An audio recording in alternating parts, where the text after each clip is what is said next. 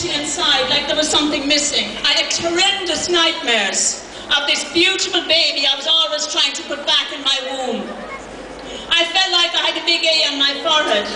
I had so much guilt, so much shame, and no self-esteem whatsoever. With abortion, you see, there's no focus for your grief. There's no body to bury. There's no gravesite to visit. There's no funeral. There's no sympathy cards. No one to help you grieve your loss. A woman must face it all alone and in isolation, which I did. It has often been suggested to me, that my guilt is because I'm Catholic.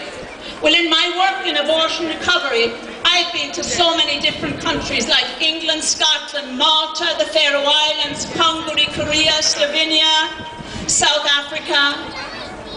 I have to tell you, the tears of the Catholic, the Protestant, the atheist are all the same. It's a universal experience.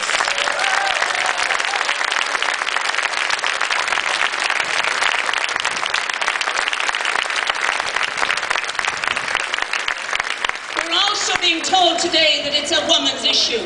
Oh, I'm sorry, it's also a man's issue. For every abortion, there's a man that is deeply wounded in his heart.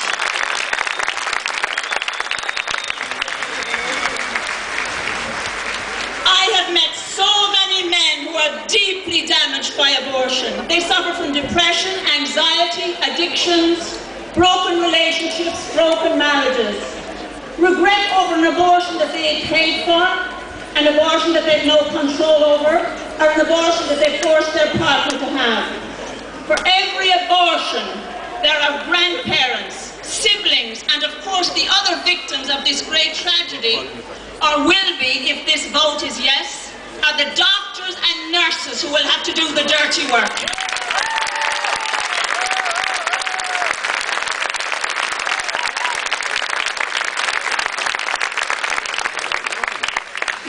Country is perfect, but we have every reason to be proud of our pro-life laws here in Ireland. Many people alive today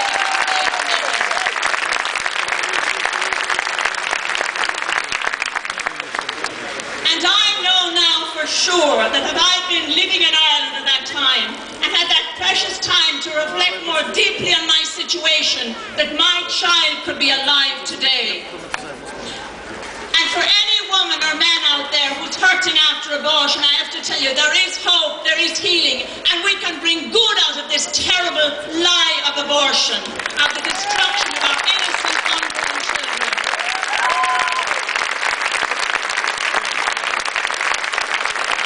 We cannot remain silent on this issue. We need to make our voices heard. You, the people, are important now in this last couple of weeks.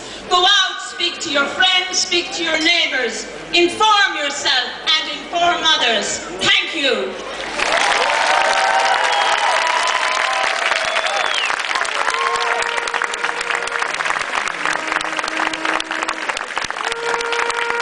Thank you so much, Bernadette, for those absolutely powerful words. Folks, we're now going to go from the stage out into you. It's my absolute pleasure to take the camera out into the crowd, and by the wonders of digital technology, we're going to hear from some of the people who've travelled the width and the breadth of the country to be here today. Let me introduce my roving reporter, Aisling Byrne.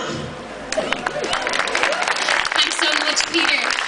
Today we've got a couple of people here in the crowd who travelled all the way to be here to protect the 8th. And our first person that we're going to speak to today is Yi. Yi is from Canada and she is a medical student studying here with the Royal College of Surgeons. Yi, we're so thankful that you're here today. Yi, how does Ireland compare with your own native country of Canada when it comes to abortion? Well, Canada is kind of in the opposite situation that Ireland is. We have very, very liberal abortion laws. My own mum was born in a crisis pregnancy, and if somebody hadn't chosen life, I wouldn't be here, my family wouldn't be here. And I was abortable for all 9 months of my pregnancy, and I'm not happy that I wasn't given any choice. Had I been killed, I would have had no say in it. I've also been able to see the care that pregnant women receive in Ireland. There's so much medical information about women dying because of the egg. It's absolutely not true. Women in here get second to none.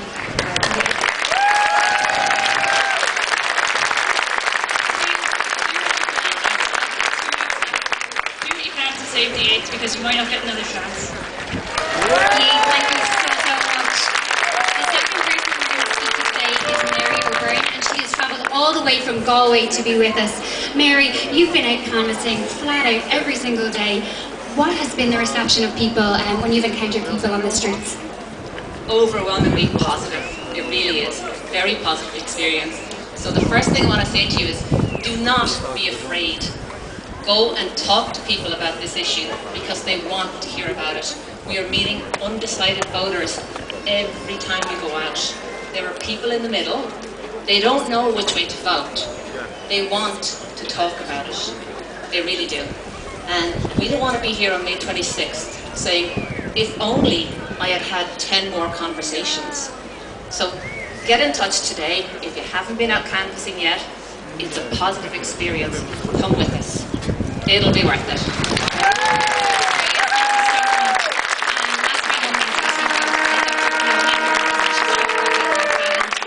Thank you so much. Dr. Fiona, do people really know what they're voting on?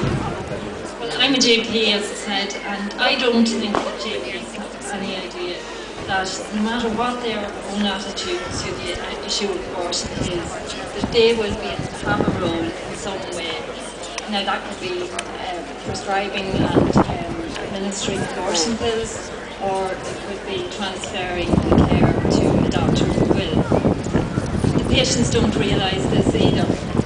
And if people knew what was in the bill, they would definitely be voting no on May the 25th. Thank you so much, Dr. Fiona. Thanks so much to all our speakers in the crowd. Thank you to you, Peter. Thank you very much to you, Aisling, and thank you to the wonders of technology that we are able to get your voice heard and get your voice out there on this such an important issue for our country. Okay, guys, are you ready for another incredible speaker? You might have seen her on the Late Late Show. Her name is Mary Kenny. She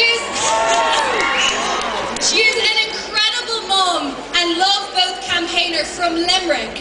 Mary is a true example of hope and life for all young mothers. So please give a very warm welcome to our own Mary Kenny.